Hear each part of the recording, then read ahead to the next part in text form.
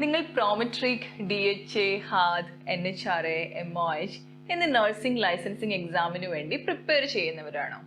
എങ്കിൽ തീർച്ചയായും ഈ ഒരു വീഡിയോ നിങ്ങൾക്ക് ഉപകാരപ്പെടും. ഏതൊരു ലൈസൻസിങ് എക്സാമിന് വേണ്ടി പ്രിപ്പയർ ചെയ്താലും നമ്മൾ തിയറിയും അതോടൊപ്പം ക്വസ്റ്റ്യൻ പ്രാക്ടീസും ഈക്വൽ ഫോക്കസ് കൊടുത്തു വേണം പഠിക്കുന്നതിന്. എല്ലാ നഴ്സിംഗ് സബ്ജക്ട്സും തന്നെ കവർ ചെയ്യേണ്ടതായിട്ടുണ്ട്. അപ്പോൾ യൂഷ്വലി സ്റ്റുഡൻസ് പറയുന്ന ഒരു പ്രോബ്ലം ആണ്, മാഡം OBG സബ്ജക്റ്റ് വളരെ ബുദ്ധിമുട്ടാണ്, OBG പഠിക്കാൻ താല്പര്യമില്ല. പക്ഷെ ശരിക്കും പറയുകയാണെങ്കിൽ മനസ്സിലാക്കി പഠിച്ചാൽ ഏറ്റവും ഇൻട്രസ്റ്റിങ്ങും ഏറ്റവും സിമ്പിൾ ആയിട്ടുള്ള ഒരു സബ്ജക്റ്റ് ആണ് OBG. അപ്പൊ നമുക്ക് ഇന്ന് OBGയിൽ നിന്നുള്ള ചില ക്വസ്റ്റ്യൻസ് പ്രാക്ടീസ് ചെയ്യാം. ഓക്കെ,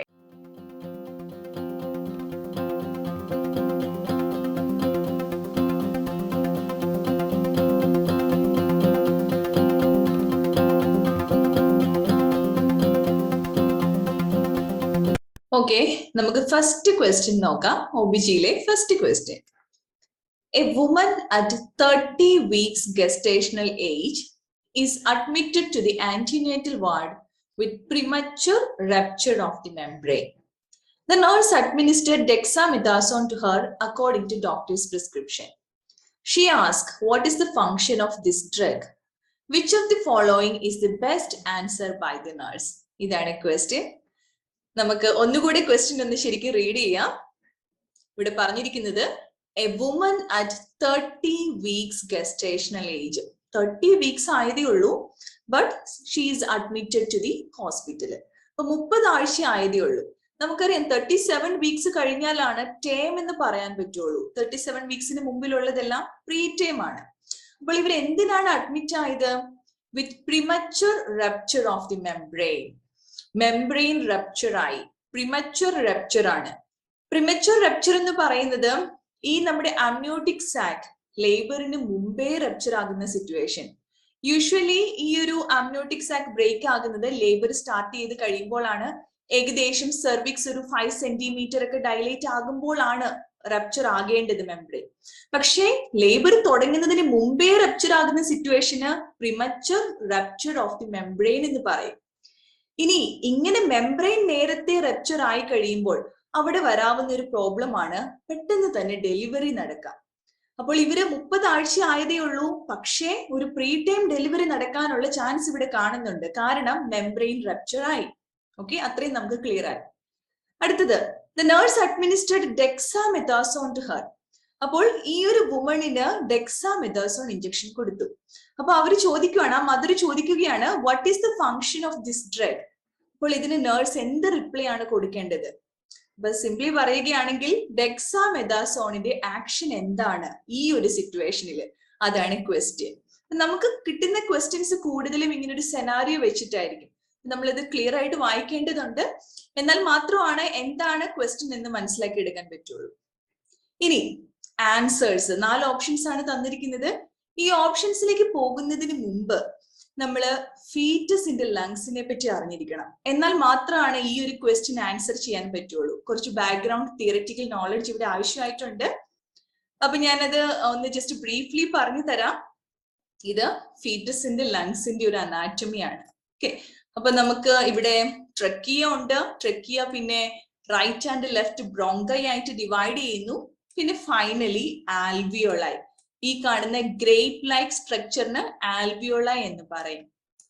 ഇനി ഈ ഫീറ്റസ് യൂട്രസിലായിരിക്കുമ്പോൾ ഏകദേശം ഒരു 24 weeks ഒക്കെ കഴിയുമ്പോൾ ഈ ആൽവിയോളയിലുള്ള ടൈപ്പ് 2 ആൽവിയോളാർ സെൽസ് ലങ് സർഫക്റ്റന്റിനെ പ്രൊഡ്യൂസ് ചെയ്യാൻ തുടങ്ങും. ഓക്കെ, ആൽവിയോളയിലുള്ള ടൈപ്പ് 2 ആൽവിയോളാർ സെൽസ് ലങ് സർഫക്റ്റന്റിനെ പ്രൊഡ്യൂസ് ചെയ്യും. എന്താണ് ഈ ലങ് സർഫക്റ്റന്റ്? ലങ് സർഫക്റ്റന്റ് എന്ന് പറഞ്ഞാൽ ആക്ച്വലി പ്രോട്ടീന്റെയും ലിപ്പിഡിന്റെയും ഒക്കെ ഒരു മിക്സ്ചർ ആണ്. ഈ ലങ് സർഫക്റ്റന്റ് ഉണ്ടെങ്കിൽ മാത്രമാണ് സർഫസ് ടെൻഷൻ കുറയുകയുള്ളൂ. സിംപ്ലി പറഞ്ഞാൽ ലങ് സർഫക്റ്റന്റ് ആഡിക്വേറ്റ് ആയിട്ട് പ്രൊഡ്യൂസ് ആയാൽ മാത്രമാണ് ആൽവിയോളായി കൊളാപ്സ് ആകാതെ ഇരിക്കുകയുള്ളൂ, ആൽവിയോളായി ചുരുങ്ങി പോകാതിരിക്കുകയുള്ളൂ. അതായത് കുട്ടി ഉണ്ടായി കഴിയുമ്പോൾ, ഡെലിവറിക്ക് ശേഷം കുട്ടി ബ്രീത്ത് ചെയ്യുമ്പോൾ, എസ്പെഷ്യലി എക്സ്ഹെയിൽ ചെയ്യുമ്പോൾ, ശ്വാസം പുറത്തേക്ക് വിടുമ്പോൾ ആൽവിയോളായി ഷ്രിങ്ക് ആകരുത്. അങ്ങനെ ഷ്രിങ്ക് ആയി പോയാൽ അതിന് ആൽവിയോളായി കൊളാപ്സ് ആകുക എന്ന് പറയും. അറ്റ്ലക്ടാസിസ് എന്ന വേർഡ് അവിടെ യൂസ് ചെയ്യുന്നത്. അപ്പോൾ ഇങ്ങനെ അറ്റ്ലക്ടാസിസിനെ പ്രിവെന്റ് ചെയ്യുന്നതിന് വേണ്ടിയിട്ടാണ് ഈ ലങ് സർഫക്റ്റന്റ് ആഡിക്വേറ്റ് ആയിട്ട് വേണ്ടിയുള്ളത്. ഇപ്പൊ ഓൾറെഡി പറഞ്ഞു 24 വീക്സിന് ശേഷം ലങ് സർഫക്റ്റന്റ് പ്രൊഡ്യൂസ് ആകും. പക്ഷേ ഒരു 35th വീക്ക് ഒക്കെ ആകുമ്പോഴാണ് അതിന്റെ കംപ്ലീറ്റ് പ്രൊഡക്ഷൻ ആകുകയുള്ളൂ. 35th വീക്ക് വരെ എത്തും. അപ്പൊ ഇതിന് മുമ്പാണ് കുട്ടി ഡെലിവർ ആകുന്നതെങ്കിലോ 35th വീക്കിന് മുമ്പ് കുട്ടിയുടെ ഡെലിവറി നടന്നെങ്കിൽ അങ്ങനെയുള്ള കുട്ടികളില് ലങ് സർഫക്റ്റന്റ് ആഡിക്വേറ്റ് ആയിരിക്കില്ല. അപ്പോൾ അവർക്ക് ഡെലിവറിക്ക് ശേഷം അവർക്ക് ബ്രീത്തിങ് ഡിഫിക്കൽറ്റി ഉണ്ടാകാം. ഇതിന് നമ്മളൊരു പേര് പറയും, neonatal respiratory distress syndrome. Okay, neonatal respiratory distress syndrome. ഇത് മെയിൻലി പ്രീ ടൈം ബേബീസിലാണ് കാണുന്നത്. അതിന്റെ റീസൺ അവരില് ലങ് സർഫക്റ്റന്റ് ആഡിക്വേറ്റ് ആയിട്ടില്ല. അങ്ങനെ വന്നു കഴിഞ്ഞപ്പോൾ അവരുടെ ആൽവിയോളൈക്ക് ഓപ്പൺ ആയിട്ടിരിക്കാൻ പറ്റുന്നില്ല. ഇനി നമ്മളൊരു പ്രീ ടൈം ഡെലിവറി സസ്പെക്ട് ചെയ്യുകയാണെങ്കിൽ ഇവിടെ നമ്മൾ യൂഷ്വലി ചെയ്യുന്നത് മദറിന് ഒരു കോർട്ടിക്കോസ്റ്റെറോയിഡ് ഇഞ്ചക്ഷൻ കൊടുക്കും. ബീറ്റാമെഥാസോൺ അല്ലെങ്കിൽ ഡെക്സാമെഥാസോൺ ഇഞ്ചക്ഷൻ കൊടുക്കും. അപ്പോൾ ഈ ഒരു ഇഞ്ചക്ഷൻ കൊടുക്കുമ്പോൾ മദറിനാണ് കൊടുക്കുന്നത്. ഈ ഇഞ്ചക്ഷൻ കൊടുത്തു കഴിയുമ്പോൾ ലങ് സർഫക്റ്റന്റിന്റെ പ്രൊഡക്ഷൻ കൂടും. അപ്പൊ കുട്ടി 30 വീക്ക് 31 വീക്കിലൊക്കെയാണ്, ആ ഒരു ഗസ്റ്റേഷണൽ ഏജിലാണ് ഫീറ്റസ് എങ്കിൽ ഈ ബീറ്റാമെഥാസോൺ ഇഞ്ചക്ഷൻ മദറിന് കൊടുത്തു കഴിയുമ്പോൾ ഫീറ്റസിന്റെ ലങ് സർഫക്റ്റന്റ് പ്രൊഡക്ഷൻ കൂടും. അങ്ങനെ ലങ് മച്വറിറ്റി അറ്റൈൻ ചെയ്യാൻ പറ്റും. ലങ് മച്വറിറ്റി, ഇങ്ങനെയുള്ള വേർഡ്സ് ആണ് നമ്മൾ പിക്ക് ചെയ്യേണ്ടത്. ലങ് മച്വറിറ്റി എന്ന് പറഞ്ഞാൽ ലങ് സർഫക്റ്റന്റ് ആഡിക്വേറ്റ് ആണ്. അങ്ങനെയുള്ള കുട്ടികളുടെ ഡെലിവറി കഴിഞ്ഞാലും അവർക്ക് റെസ്പിറേറ്ററി ഡിഫിക്കൽറ്റി വരത്തില്ല. അപ്പോൾ ഇത്രയും ഒരു ബാക്ക്ഗ്രൗണ്ട് ഇൻഫർമേഷൻ അറിയാവുന്ന ഒരു കുട്ടിക്ക് മാത്രമാണ് ആ ക്വസ്റ്റ്യൻ ആൻസർ ചെയ്യാൻ പറ്റുള്ളൂ. അഗെയിൻ നമുക്ക് ക്വസ്റ്റ്യനിലേക്ക് വരാം. ഇവിടെ ക്വസ്റ്റ്യൻ എന്ന് പറയുന്നത് what is the function of betamethasone? എന്തിനാണ് ബീറ്റാമെഥാസോൺ ആ ഒരു മദറിന് കൊടുത്തത്? 4 ഓപ്ഷൻസ് ആണുള്ളത്. To promote fetal lung maturation, prevention of chorioamnionitis. Option C, to increase uteroplacental exchange. Option D, treatment of fetal respiratory distress. അപ്പോൾ ഇതൊരു ഡയറക്ട്ലി പെട്ടെന്ന് തന്നെ നമുക്ക് ആൻസർ ചെയ്യാം. So answer is A, to promote fetal lung maturation. Okay.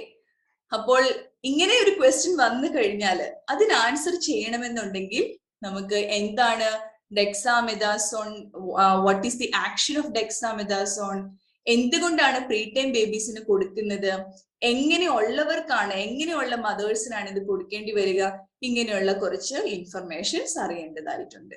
Okay, ഇനി നമുക്ക് അടുത്ത ക്വസ്റ്റ്യനിലേക്ക് പോകാം. അവർ second question, a nurse is discussing the birth spacing measures with a mother whose first baby boy is a 1-year-old and was born with spina bifida. What advice the nurse should give the mother if she is planning for her next pregnancy? Okay, question endana? ഇവിടെ nurse ഒരു family planning counselling കൊടുക്കുകയാണ്. ആർക്കാ കൊടുക്കുന്നേ? ഒരു mother. അവർക്ക് ഒരു 1-year-old ആയിട്ടുള്ള ഒരു ചൈൽഡ് ഉണ്ട്. പക്ഷെ ആ കുട്ടി ഉണ്ടായപ്പോൾ സ്പൈന ബൈഫിഡ ഉണ്ടായിരുന്നു. സ്പൈന ബൈഫിഡ എന്താണ് സ്പൈന ബൈഫിഡ? സ്പൈന ബൈഫിഡയില് സ്പൈനൽ കോഡിന്റെ കംപ്ലീറ്റ് ഡെവലപ്മെന്റ് നടക്കുന്നില്ല. അതൊരു ന്യൂറൽ ട്യൂബ് ഡിഫക്റ്റ് ആണ്. ഓക്കെ, അപ്പോൾ ഇനി ഇപ്പോൾ അവർ ഒന്നുകൂടി പ്രഗ്നൻസി പ്ലാൻ ചെയ്യുന്നുണ്ടെങ്കിൽ ഇങ്ങനെ ഒരു സിറ്റുവേഷൻ അവോയ്ഡ് ചെയ്യുന്നതിന് വേണ്ടിയിട്ട് എന്ത് അഡ്വൈസ് ആണ് കൊടുക്കേണ്ടത്, എന്ത് പ്രിവെന്റീവ് മെഷർ ആണ് എടുക്കേണ്ടത്? അതാണ് question. Okay, what advice should the nurse give to the mother if she is planning for her next pregnancy? അപ്പോൾ ഇവിടെയും നമുക്ക് കുറച്ച് തിയററ്റിക്കൽ നോളജ് വേണം. സ്പൈന ബൈഫിഡ ഒരു ന്യൂറൽ ട്യൂബ് ഡിഫക്റ്റ് ആണെന്ന് അറിയണം. ഇനി സ്പൈന ബൈഫിഡ പോലുള്ള കണ്ടീഷൻസ് പ്രിവെന്റ് ചെയ്യുന്നതിന് വേണ്ടിയിട്ട് പ്രഗ്നന്റ് വുമൺ ഏത് വൈറ്റമിൻ ആണ് എടുക്കേണ്ടത്, ആ ഒരു ഇൻഫർമേഷനും വേണം. Vitamin B9, folic acid. Folic acid pregnant woman എടുക്കണം. കാരണം it will prevent neural tube defect. Neural tube ഡിഫക്റ്റിൽ സ്പൈന ബൈഫിഡ ഉണ്ട്, എനൻസെഫാലി ഉണ്ട്. ഇതെല്ലാം ന്യൂറൽ ട്യൂബ് ഡിഫക്ട്സ് ആണ്. ഇനി എപ്പോൾ തൊട്ട് എടുക്കണം? as soon as the pregnancy is confirmed. പ്രഗ്നൻസിയുടെ ബിഗിനിങ് തൊട്ട് എടുക്കണം. ശരിക്കും ഐഡിയലി പ്രഗ്നൻസിയുടെ ഒരു 3 months ബിഫോർ എങ്കിലും സ്റ്റാർട്ട് ചെയ്യണം. അപ്പോൾ ഫോളിക് ആസിഡ് ആണ് ഇവിടുത്തെ ആൻസർ ആയിട്ട് വരേണ്ടത്. ഫോളിക് ആസിഡ് എടുക്കുകയാണ്. ഇനി അഗൈൻ ഇവർ പ്രഗ്നന്റ് ആകാൻ പ്ലാൻ ഉണ്ടെങ്കിൽ ആ ഒരു പ്രഗ്നൻസിയിൽ അവർ ഫോളിക് ആസിഡ് എടുക്കണം. അപ്പൊ ഈ ഓപ്ഷൻസ് നോക്കാം. First option increase iron and calcium supplement. Option B, multivitamin and folic acid intake. Option C, genetic screening. Option D, immunization before and during pregnancy.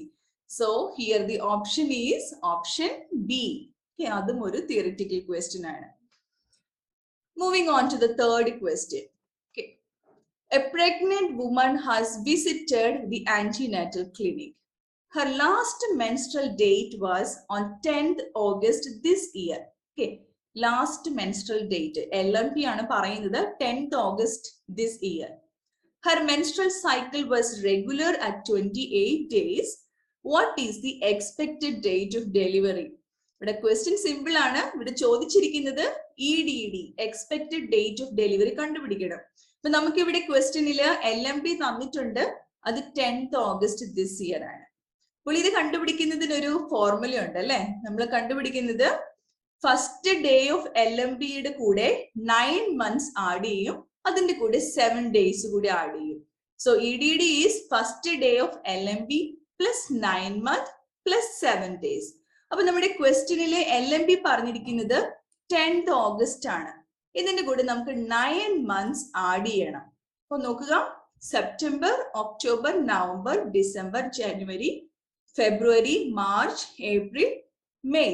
Okay, so May 10th. May 10th ന്റെ കൂടെ ഇനി 7 days കൂടി add ചെയ്യണം. May 17th next year. So ഇവിടെ option ആയിട്ട് വരുന്നത് answer A ആണ്. Okay. നമ്മൾ ഇന്നിവിടെ 3 ക്വസ്റ്റ്യൻസ് ആണ് ഡിസ്കസ് ചെയ്തത്, 3 OBG ക്വസ്റ്റ്യൻസ്. ഇത് 3 പ്രാക്ടീസ് ചെയ്തപ്പോൾ നിങ്ങൾക്ക് മനസ്സിലായി കാണും, തിയററ്റിക്കൽ നോളജ് ഇല്ലാതെ നമുക്ക് ആൻസർ ഗസ് ചെയ്യാൻ പറ്റില്ല. അപ്പോൾ OBG സബ്ജക്ട്സിൽ നിന്നുള്ള ക്വസ്റ്റ്യൻസ് ആൻസർ ചെയ്യണമെന്നുണ്ടെങ്കിൽ നിങ്ങൾക്ക് നല്ലൊരു തിയററ്റിക്കൽ നോളജും ആവശ്യമായിട്ടുണ്ട്. തിയറിയും അതിനോടൊപ്പം ക്വസ്റ്റ്യൻ പ്രാക്ടീസും കൂടി വന്നാൽ മാത്രമാണ് എക്സാം ഈസി ആയിട്ട് പാസ്സാകാൻ പറ്റുകയുള്ളൂ. ഞങ്ങൾ ഇംപ്രിൻസ് അക്കാഡമിയിൽ രണ്ടിനും ഈക്വൽ ഫോക്കസ് കൊടുത്തുകൊണ്ടാണ് സ്റ്റുഡൻസിനെ പ്രാക്ടീസ് ചെയ്യിപ്പിക്കുന്നത്. And I hope this video was useful to you. See you soon with another topic. Thank you.